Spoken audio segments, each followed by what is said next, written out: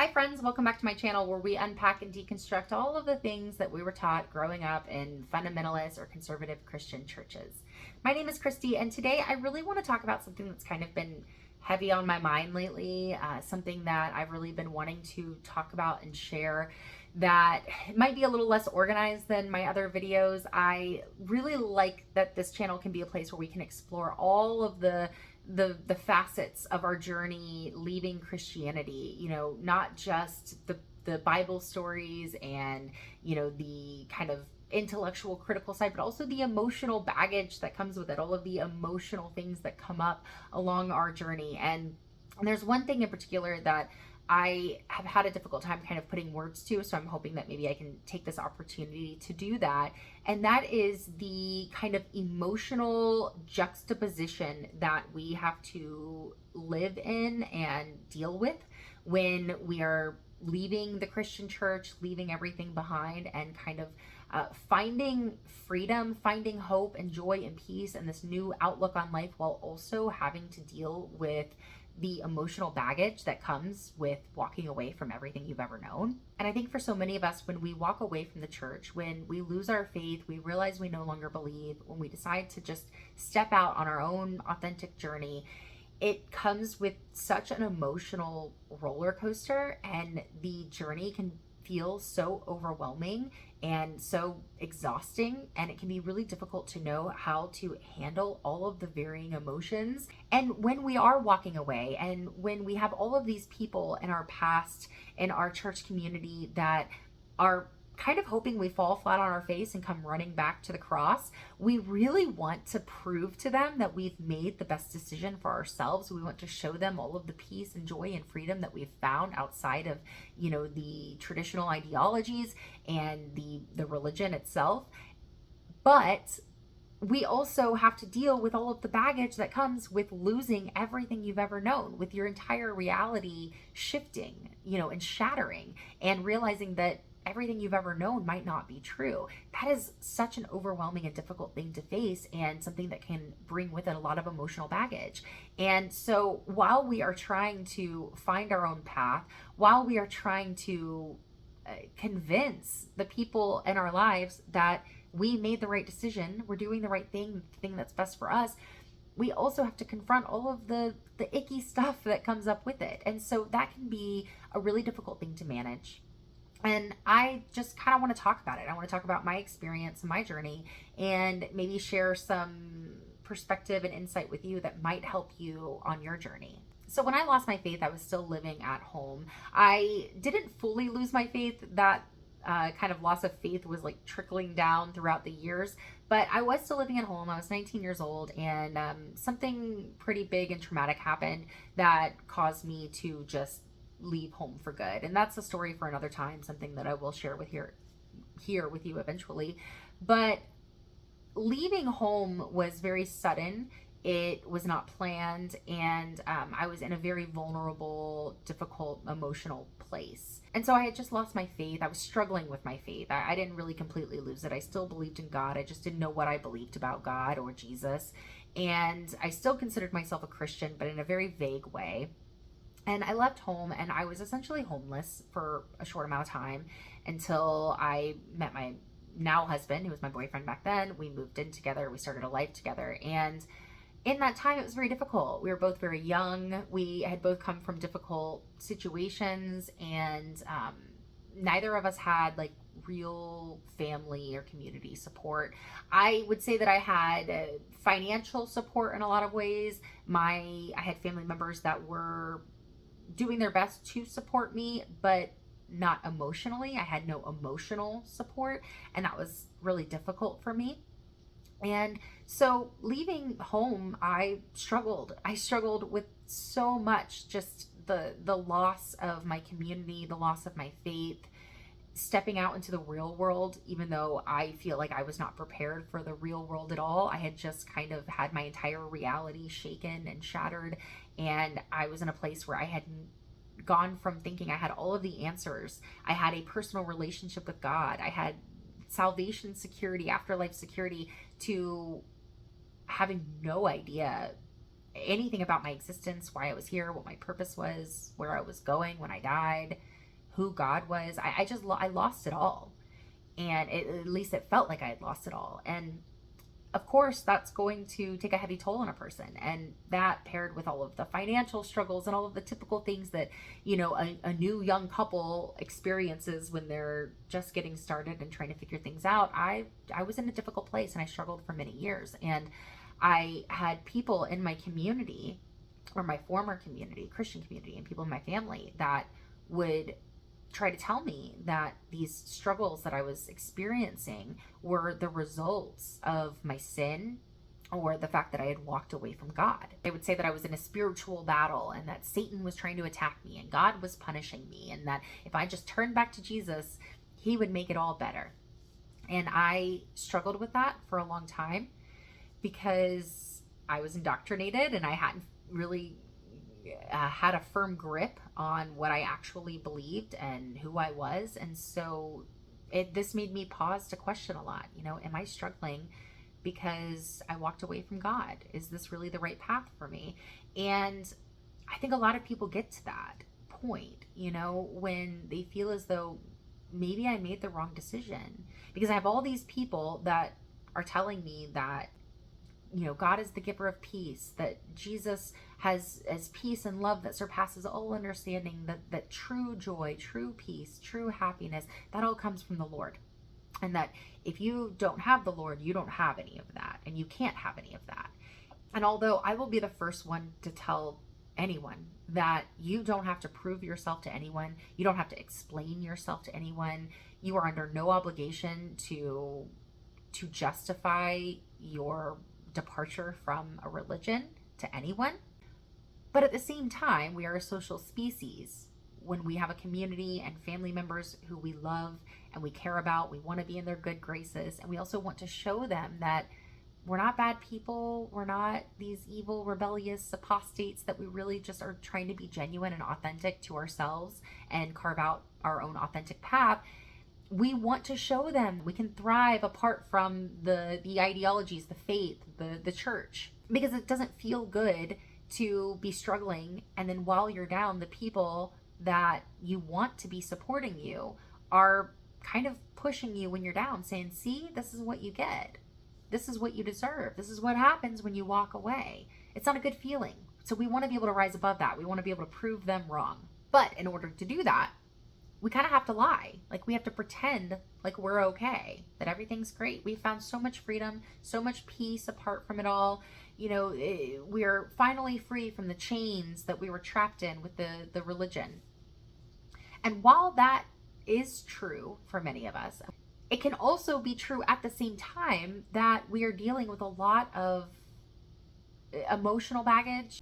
I think because we so often come from these kind of black and white boxed in mentalities where something either is or it isn't. It's right or it's wrong. It's God or it's not. It's good or it's bad. It leaves no room for nuance. It leaves no room for all of the colors in between, all of the gray in between. And it can be difficult to recognize the fact that we have found freedom outside of religion. We have found peace in not having to, stay trapped in these expectations. We find happiness in not having to conform to someone else's idea of what we should be. That can be true while also being true that we're struggling. We're having a hard time. This is tough. Losing a religion is tough. Losing your relationship with God is tough. And it's such a slap in the face that so many of them think we just skipped away all happy, and they expect us to just skip away all happy. And if we don't, then we made a bad decision. When we were so devoted, we invested so much of ourselves into it that when we lost it, we lost everything about who we were. We lost our identity, our security, our foundation in this world. And anyone who's going through such an existential crisis, basically, is going to experience a lot of grief and turmoil and confusion and frustration and anxiety and depression and all of those things that come with it. That's totally normal.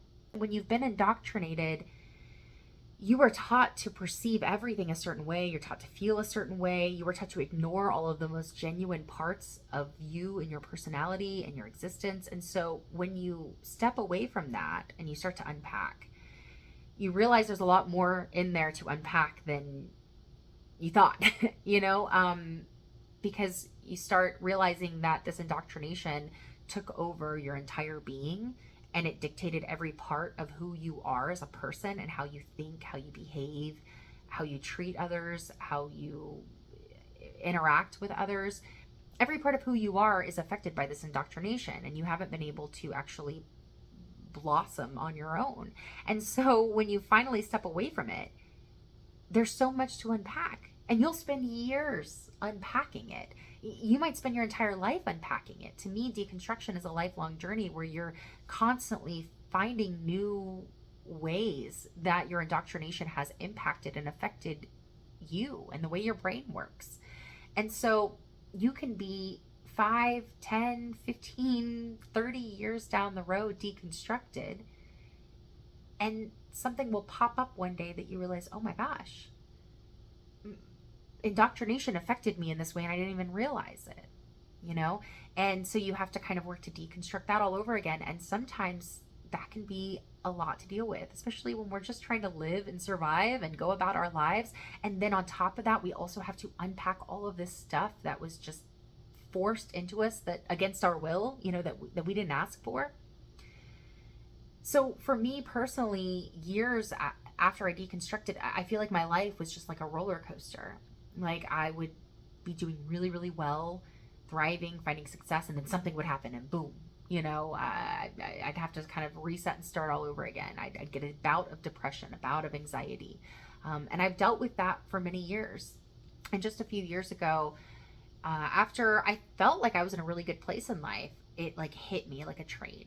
Just this heaviness, this depression that I could not escape from. And I was having just a lot of kind of internal struggles. I was having struggles with family members who were in my life who were behaving in very toxic ways and keeping me, very trapped is what I felt like. And I remember I would wake up every day and I would open my eyes and I would immediately start to cry because I just didn't want to exist. I didn't have a strong desire to exist and to do it. I was just exhausted. I was just so tired and so emotionally drained, and it caused so much of an internal struggle within. I sought therapy, I got help for it. But if I would have shared this with, people from my past, from my church, they probably would have found it as a prime opportunity to say, all you need is Jesus. All you need to do to cure your depression and your anxiety is Jesus. When we all know that there are so many people in the church that put on a happy face on Sunday and go home and they're miserable. Having Jesus in your life doesn't cure your depression. And most Christians will admit that. They'll say, yeah, you could suffer your whole life, but you just got to have faith, So it's not just that it's a magical cure. I had anxiety and depression when I was a Christian. I just didn't call it that because you're not supposed to. You're supposed to be a Christian and have the joy of the Lord.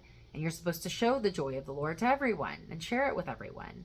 And if you don't have the joy, well, do you really have the Lord? And so I always struggled with these things. I've always struggled with anxiety and depression and things like that. And I couldn't put a label on it or even accept it when I was still a Christian. And then when I became an adult and I had to unpack all of this stuff and it all just kind of kept bubbling back up, I had to deal with that. And a lot of people, I think, would take it as a sign that they're doing something wrong or they've made the wrong decision. They walked away from God and now they're suffering the consequences, when really it's just life. Like, life goes up and down. Life is beautiful and then it's tragic. It's easy and then it's hard. It's inspiring and it's daunting. It's all of the things in between. Life is nuanced. Life is not black and white like they wanted us to believe in the church. Life is so all over the place, and that's just how it goes. That's just normal. That's normal for anyone, Christian or not. But especially when you've been indoctrinated and you've had to unpack all of the emotional baggage that comes with the indoctrination and the way it affects your brain and your personality and your interactions with people, that is a lot for a person to deal with. And if you were going through that, if you were experiencing the anxiety and the depression and all of that, and you're thinking, have I made the wrong decision? Is God punishing me? Is Satan attacking me? Understand that that is a manipulation tactic, and it's meant to keep you oppressed and under control. And eventually, if you do the work and you get through it and you maintain your integrity, you maintain your authentic path that you have carved out for yourself, that you're actively carving out for yourself, if you maintain that, you will overcome it. And it's not to say that you're not going to experience that again, or you're not going to struggle. Everybody struggles in different ways. And I don't want to be that kind of person that just says, oh, it gets better. It always gets better. Because for some people it doesn't, and that's just circumstantial, and that's just life.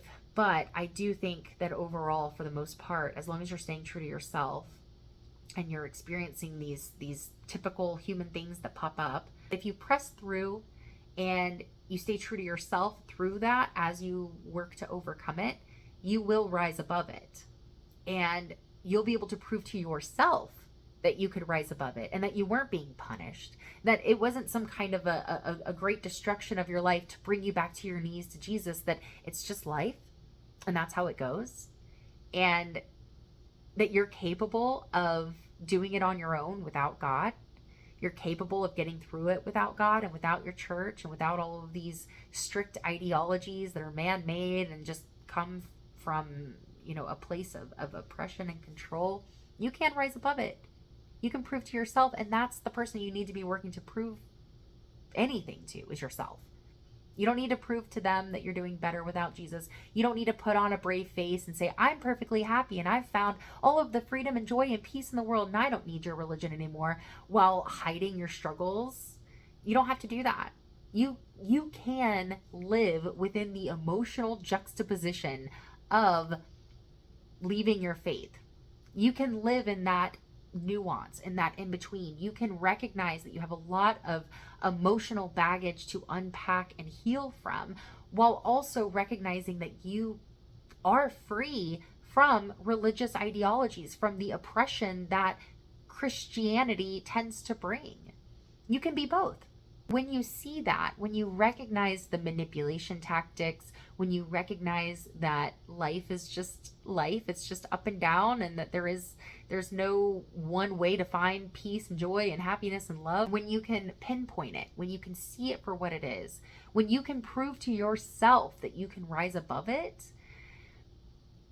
it becomes a lot easier to loosen that grip that the community, your family, the religion has on you, and it can be a lot easier to kind of walk away and separate yourself from it instead of just falling back to it every time things get hard. A lot of people walk away and then they fall back to it because life gets tough, and they're told, well, life's going to get tough because you chose not to be with God.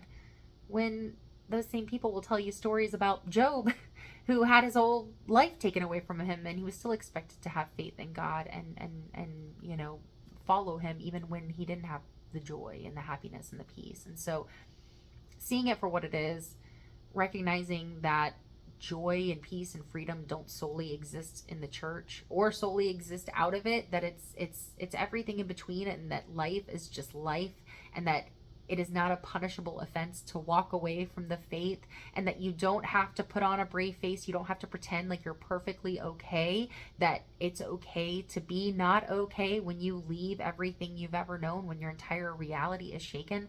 You should be proud of yourself. You should trust yourself, love yourself, give yourself kindness and patience. Give yourself the kindness and patience that they wouldn't show you when you were walking away.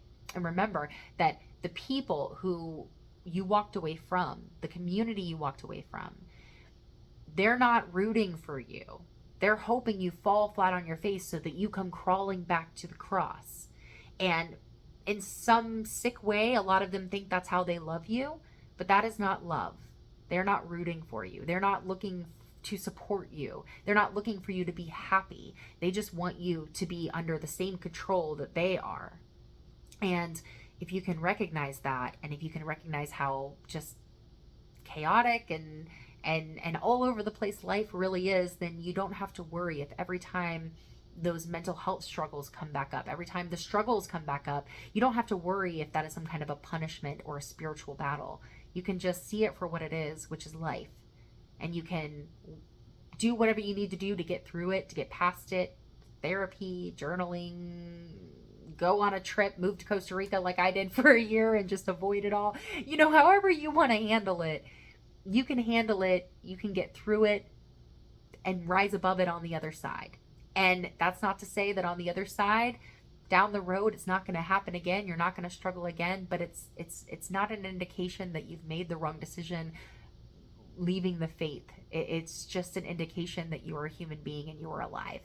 So again, I did not organize this video. I have no idea how it's going to turn out when I edit it. I kind of just rambled on, but I had something to say and I really wanted to share it. And I thought that if I went through it, I know I'm not alone. I'm not unique in this. That means that a lot of other people are going through it too. And I wish that I had someone to kind of put this out there for me to find some comfort and validation when I was struggling and I was worried that I made the wrong decision and that I was being punished. It would have been nice to hear this, you know, said back to me. And so I think a lot of times when I make these videos, I just kind of feel like I'm talking to my former self. And I know that a lot of people out there are struggling with this too. So I hope that this helped you in some way. It brought you some kind of clarification or comfort, and that you're able to just maintain your path, maintain your most authentic path, and just stay true to yourself. Thank you so much for watching, and I'll see you next time.